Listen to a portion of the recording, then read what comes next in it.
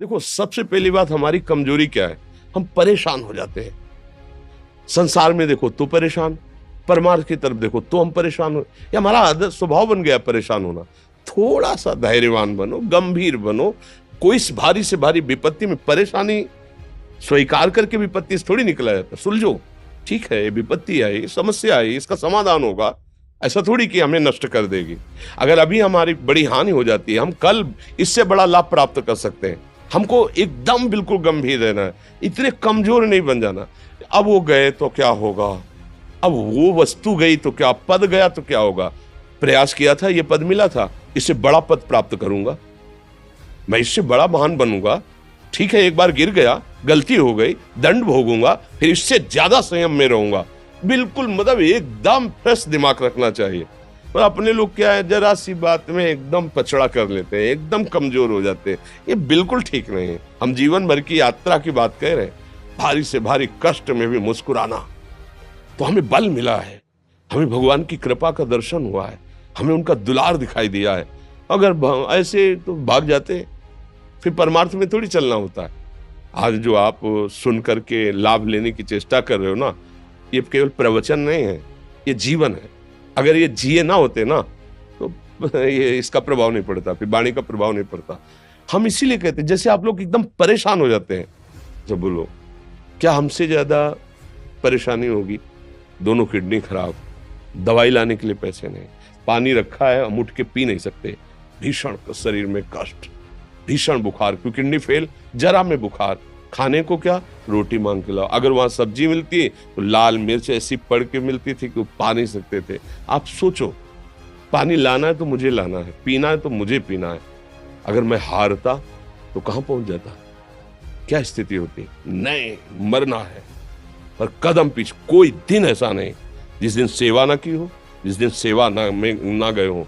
गुरु जी की सेवा में जाना है, पहले अपने को स्वस्थ साबित करना है, नहीं वो सेवा नहीं लेंगे। तुम बीमार हो, तुम कष्ट में हो, ऐसे उनकी दृष्टि परेशान थे, उनकी सेवा की, आके लेट गए।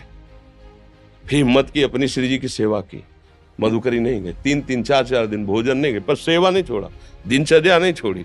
और उसका प्रधान कारण संयम, ब्रह्मचर्य, भगवत आश्रय, नाम जप, कभी हारने नहीं दिया। अभी भी थोड़ी देर बाद डायलिसिस शुरू होगा। हारने, आपको हारे हुए नजर आ रहे हैं? शरीर में पीड़ा है, किडनी फेल है, ऐसा तो हम स्वस्थ बैठे हैं, पीड़ा है, बार बार प्यास लगती है, थोड़ा थोड़ा पानी मिलता है हर, लेकिन हम आनंदित हैं, हम प्रसन्न हैं। हम लड़ाई में हारे नहीं हैं, ना हारेंगे, हम जीत चुके हैं। हम अपने मालिक के भरोसे में अपना सब बात, तो वो, ये हम अपनी बड़ाई नहीं बता रहे, हम आपको बता रहे समस्या।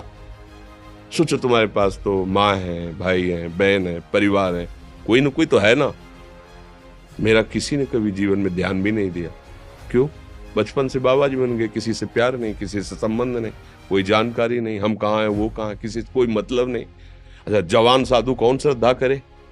कभी गांव जाने की हिम्मत नहीं पड़ती कि रोटी मांग ले, पता नहीं लोग क्या सोचेंगे, क्या भावना कर ले। हम दरवाजे पे खड़े हैं, क्या कैसी भाव, जो हमारे सामने आकाश वृत्ति से आया यौवन अवस्था में, वही पाया, अन्यथा भूखे रह गए। जब हम हर समय अपने को विवेक के द्वारा सावधान रखे, तो हम कभी निराश नहीं हुए, कभी उदास नहीं हुए, कभी ऐसा नहीं लगा कि यार हम दुखी, कभी नहीं लगा। उसी का फल है कि उस सुख का संकेत मिल गया जहां दुख की निशानी भी नहीं है। वही उसी के बच्चे हो, हम सब उसी धातु से बने हुए हैं। हम इतना क्यों परेशान हो जाते हैं? हम ये देखते हैं, अपने लोग थोड़ी बात बिगड़ गई परेशान, नहीं बिगड़ी तो बिगड़ जाने की संभावना में परेशान है। आज सुख है, लेकिन कल सुख छिन जाएगा, तो हम आज के सुख में सुखी ना होकर कल के दुख की आने की संभावना में हम भयभीत हो। मतलब क्या हमारी सोच रह गई? हमको इतना बलवान बनना है कि सुख और दुख दोनों हमको छू न सके। भारी से भारी सुख की व्यवस्था है तो अहंकार नहीं, हर्षित होकर किसी का अपमान न करे कि हम धनी, हम पदाधिकारी, अमुक। भारी से भारी दुख आया तो हमें किसी के सहयोग की जरूरत नहीं, हम फिर अपने कदम बढ़ाएंगे, हम फिर जुड़ी हुई अपनी भावनाओं को सजाएंगे। मस्त जीवन एकदम। तुम अविनाशी के बच्चे हो। शेर का बच्चा भेड़ों के बीच में फंसकर म्यों म्यों बोल रहा है, बस अगर दहाड़ना सीख जाए तो कोई भी उसे परास्त नहीं कर सकता। ऐसे भगवद अंश, तू प्रपंच में फंसकर अपने को इतना दीन क्यों देख रहा है? तू ऐसा है कि भगवान के दिव्यास्त्र में भी ताकत नहीं तेरे को मार सके। तू अविनाशी का अविनाशी बच्चा है, विनाशी भोगों को, विनाशी शरीर को मैं मान के इतना भयभीत, इतना दुख ठीक नहीं। ये सबके लिए, केवल एक के लिए नहीं। आप समझो, आप लोग सोचते हैं हम गृहस्थ होकर भला ऐसी स्थिति कैसे। जनक जी सुखदेव जी के गुरु हैं और राजा हैं, महल है, रानियां हैं, नौकर है, चाकर।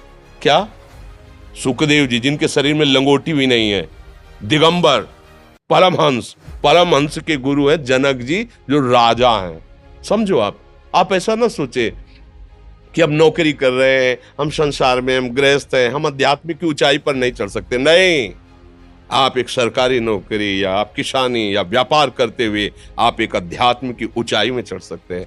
और अध्यात्म ही है जो तुम्हें इस माया के दुख सुख से ऊपर उठा सकता है। दूसरा, चाहे जितनी संपत्ति आ जाए, आप सुखी नहीं हो सकते।